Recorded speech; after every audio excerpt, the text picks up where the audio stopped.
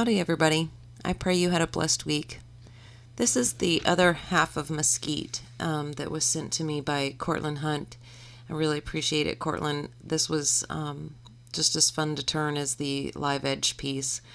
I wanted to post this one too because the other half, it turned out so well, and it was such a wonderful wood to work with, and it didn't move. It was fantastic. It read about 22% moisture, and that was from the outside.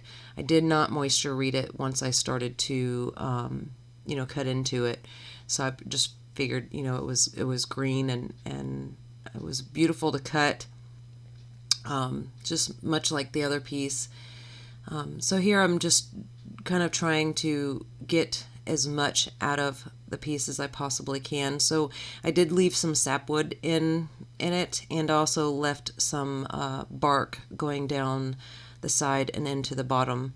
A lot of times if it's a new wood for me and it's green, I will turn whatever it is. I just turned this past week a vase out of some green cherry, and I like to see what the wood does. I mean, I know it's going to move, and I know there's possibility of cracks. I think it's just, I want to see what the wood's capable of doing and how far I can push it. So even though I know things will break or crack or whatever, a new wood for me, I like to just to get to know what it's made of, and test it out and see what happens with it. So don't be afraid to experiment. Plus, turning green wood for a beginner is much more forgiving. And I mean that as it's a lot easier to turn green wood when you're beginning your cuts and learning scrapes and things like that. It's a little easier and a little more forgiving as for the beginner turner. So if you can get your hands on some green wood, that would be great if you're beginning. I had a few cracks in this. It was cracks that were already in the piece when I received the log. And I'm filling it with coffee grounds. They're not brewed. They're just right out of the can, dried coffee grounds. And I just used CA glue to glue those in. Not only did it help blend really nicely and with that dark wood, it smelled nice when I turned it. So I sanded it. I didn't record it. I guess I turned off my camera. I sanded the outside piece all the way to 400 grit. I used the Satilla abrasive paste, and now I'm using the paste wax. I just wanted to leave it very natural and just give it enough finish to where when it dried, it would still have some sort of, I guess, the color would stand out in it, is what I'm trying to say. I didn't want to overdo it with finish, plus it was still green, so there's not much you can do as far as finish when it's green. Sometimes my wormwood screw just really gets stuck in there, and so I just turn it around and take it off with pliers. It's no biggie. But that's what I'm doing here. That's why I didn't pull it off there to begin with. So I'm turning it around, and with green wood, you want to establish the rim pretty quickly because, it's going to be moving and drying on you on the lathe as you go. So it's a pretty small bowl, and didn't take me long to hollow that out and get that rim established. I just want to remind those of you that are beginning, if you're turning, green wood, really wet wood, to get that rim going, because when you go back to finish it or do a final scrape, it'll just look like it's been hammered. And so that's why I'm working on the rim right now and not worrying about the bottom part so much, because I'm just trying to get that established before it starts to move. And